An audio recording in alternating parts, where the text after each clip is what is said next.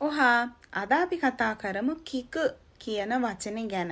කිකු කියන්නේ අපි කාගෙන් හරි දෙයක් අහනවා අහන ඒ කිකු එක නම් නෙවෙයි සහ කික කියන කිකු ජනයි. මේක ඇවිල්ලා ඒක අපිට වැඩ කරා. It worked කියලා කියන කිකු. අහනවා කියලා දැන් හිතන්න බෙහෙතක් ගැන ප්‍රතිකාරයක් ගැන කියද්දි ඒක අපිට ඇහුවා. අපිට ඒ බෙහෙත නම් මට ඇහුවා කියලා කියන්නේ අපි. අන්න ඒකට කියන කිකු එක ගැන තමයි කතා කරන්නේ. උදාහරණයක් කියන්න සොනොකුසුරිවා සුත්සුනි කීතා. ඒ බෙහෙත ඔළුව කැක්කුමට වැඩ කරා. ඇහුවා කියන එක. සිංහලෙන් අපි කියන්නේ නේ it worked කියන එක. තව එකක් ගත්තොත් විටමින් C は風によく効くと言われてます。විටමින් C 風にහෙම්බිරිසාවට යොකු කිකු හොඳට වැඩ කරනවා කියලා කියනවා ඉවරෙතිර නේ.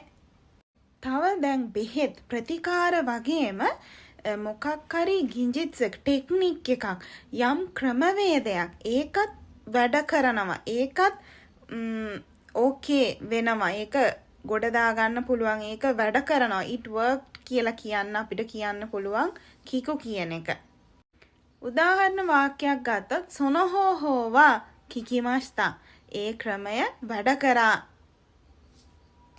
ඊට පස්සේ මොකක් හරි සිස්ටම් එකක් ගැන කියද්දිත් මේ කිකු කියන එක නෙගටිව් පැත්තට වුණත් අරගෙන කිකනයි කියලත් කියන්න පුළුවන්. ඒක වැඩ කරන්නේ ඒක අපිට හරියට ඒක හන්නෝ කරන්නේ ප්‍රතිචාර දක්වන්නේ. උදාහරණයක් ගත්තොත් හිතන්න බ්‍රේකිගා කිකනයි.